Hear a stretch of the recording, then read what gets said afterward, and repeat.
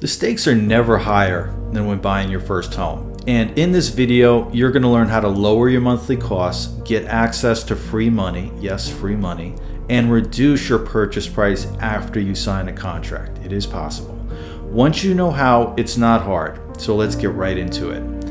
Let's start with house hacking, where you can turn your first home into an investment property on day one. Here's the thing. You don't have to choose between a home to live in and a property to invest in. Your first home can be both. You can have it all. Imagine you buy a duplex, which is a house with 2 units, and you live in one unit and you use the rent from the other unit to cover part of your mortgage.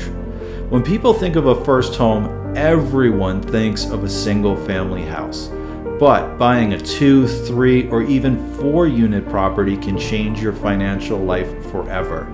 And incredibly, properties with up to 4 units, yes, 4 units, still count as residential, not commercial, which means that you can qualify for first-time homebuyer programs. That means you can use FHA financing with as little as 3.5% down instead of 20 to 25% usually required for investment properties.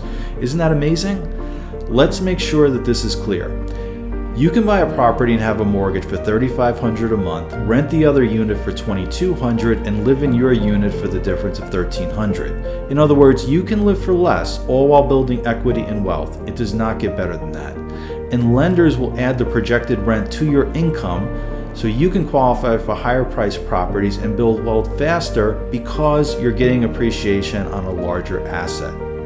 House hacking is one of the simplest ways for first-time homebuyers to move from paying rent to owning an income-generating property on day one. I honestly wish someone would have told me about this before I bought my first condo. Next, we're going to talk about free money that most buyers don't know even exists, but now you will know. There are literally thousands of programs across the U.S. quietly giving out money to first-time homebuyers. And yet every year, billions of those dollars go unused simply because most people don't know they exist, but not you.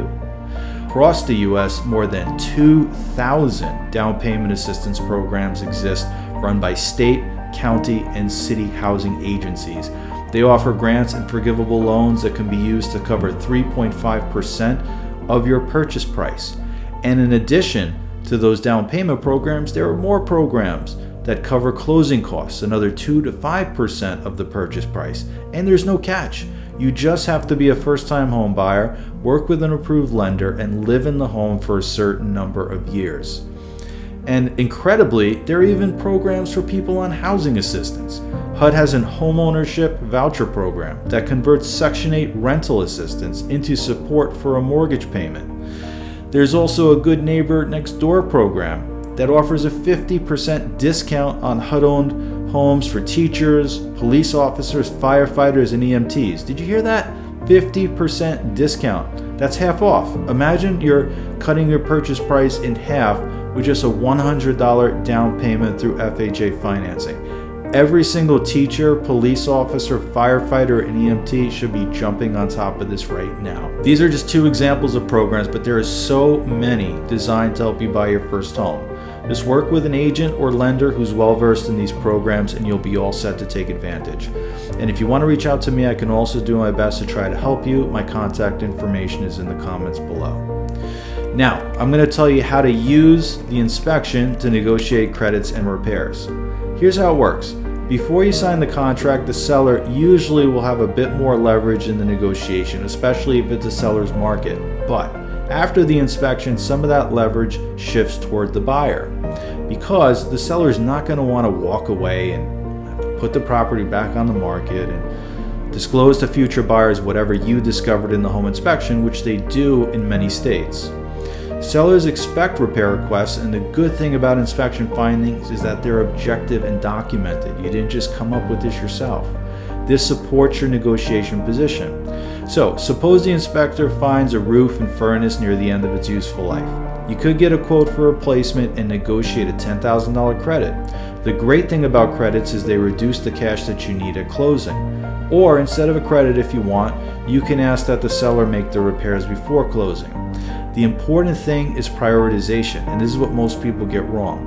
Focus on safety, health, high-cost items like roof, HVAC, plumbing, electrical, Prioritize the $10,000 roof replacement instead of a $200 cosmetic tile repair. And pay attention to anything that the inspector labels as a safety hazard or end of useful life, because you can use that language to your benefit in negotiations. I often get the question, what's better, credit or repair? Well, the answer is simple. If you want control over the timing and quality of the repair and help with cash flow at closing, choose a credit. If you want the home to be in move-in ready condition and for the seller to bear the risk of cost overruns, choose for the seller to repair. Either way, if you play your cards right, this is a big deal for you as a buyer. And finally, I need to get you up to speed on PMI, which most buyers have absolutely no idea about until it's too late and they have to pay it every single month. So PMI is private mortgage insurance, and it's a really big deal for first-time home buyers that put down less than 20%. It literally adds hundreds of dollars to your monthly payment and protects only the lender, not you. So let's make sure you're aware of it and you can decide if it makes sense for you to pay it. So as we said, PMI is one of the most unexpected and frustrating costs for first-time home buyers. And you pay it when you put down less than 20% on a conventional loan. And the cost you pay ranges from 0.3 to 1.5% of your loan amount each year. Each year. Do the math, not pocket change. So that's what it is. Let's talk about how you can avoid or reduce it. So if you don't have the savings for 20%, one option is a piggyback loan. For example, you can get an 80% first mortgage, a 10% second mortgage, and put 10% down. This avoids PMI altogether because your first mortgage is 80%. I did this myself in my first home purchase. This option makes sense if the PMI you would pay is greater than the extra interest you would pay on your second loan. And also keep in mind that if you do the piggyback, part of that monthly payment is paying your principal instead of insurance, so you're building equity faster.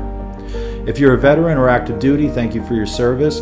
You've got the VA option, which requires no down payment and no PMI, just a one-time funding fee. Now, FHA loans also require insurance, but just to confuse you and trip you up, it's called MIP instead of PMI. MIP stands for Mortgage Insurance Premium. The MIP has an upfront fee of 1.75% and an annual cost of 0.15 to 0.75% that lasts for the life of the loan, as opposed to PMI that can be removed once your equity reaches 20 to 22%. So for down payment sources, aside from savings, gifts are a huge help if you're lucky enough to have help from friends and family. While conventional loans may require some of your own funds, with FHA, 100% of your down payment can come from gifts. What you want to do is get your down payment at or as close to 20% as possible to lower or eliminate your PMI. One thing you need to know is that lenders will require a gift letter, proof of the transfer, and verification of the source of the funds. So now you know 4 powerful strategies: house hacking, grants, repair credits, and PMI savings that together will turn your first purchase into a wealth creation engine. If you want more insights like this, subscribe for the next video, and if you have questions, reach out. I'll do my best to answer them and connect you with a trusted local expert in your market. Until next time, thanks for watching.